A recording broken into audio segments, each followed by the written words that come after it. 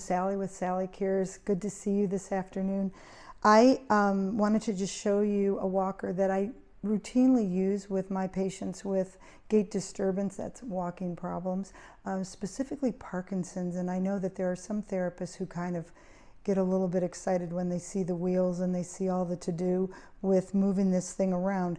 But for me, with my patients, this has been a lifesaver, and it has also been a good way for them to stay active. A lot of people who have limitations in walking and they simultaneously don't want to, and so they don't exercise and they never get up and go anywhere. This will help them keep up with everyone, and it will help them be more active.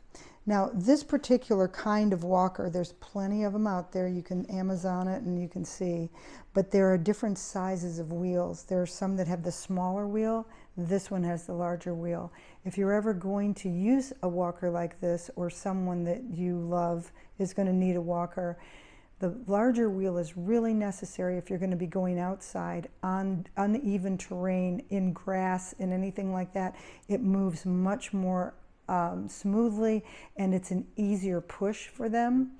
The reason why I use these are hand brakes, and these only brake for the rear wheels, which means these still move, and the back wheels don't. So there's instruction that goes along with this kind of thing, and you have to practice with this, and you have to push before you sit down on the seat. You have to have it up against a wall or a flat surface that's going to support you.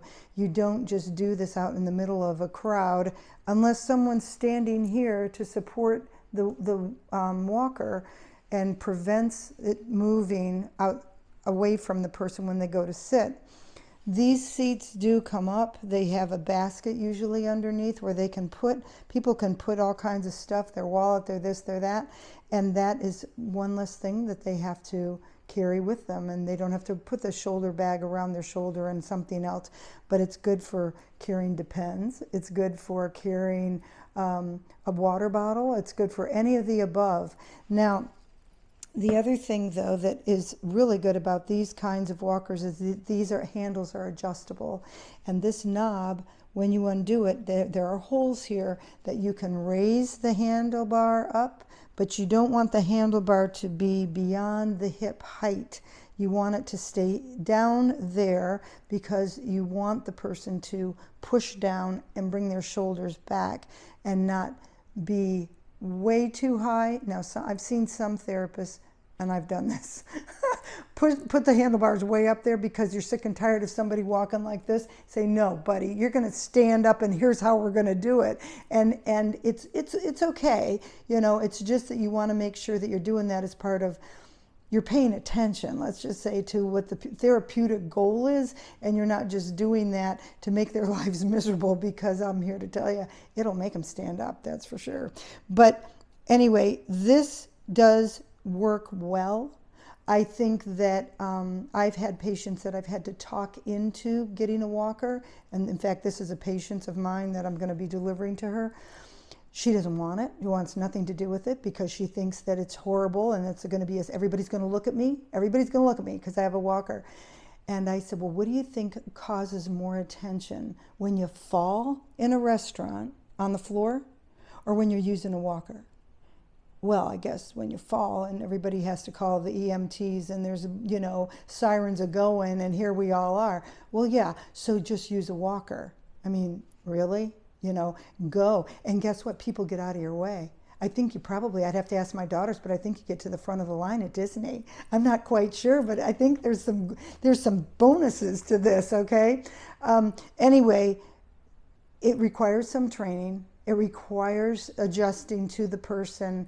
So even if you've just bought one, I would say that you get some advice from someone in your physician's office or someone in a therapy department. If you've been to therapy, you know a therapist, have them look at it and make sure it's the right, handlebars are the right height for you and everything's all set up.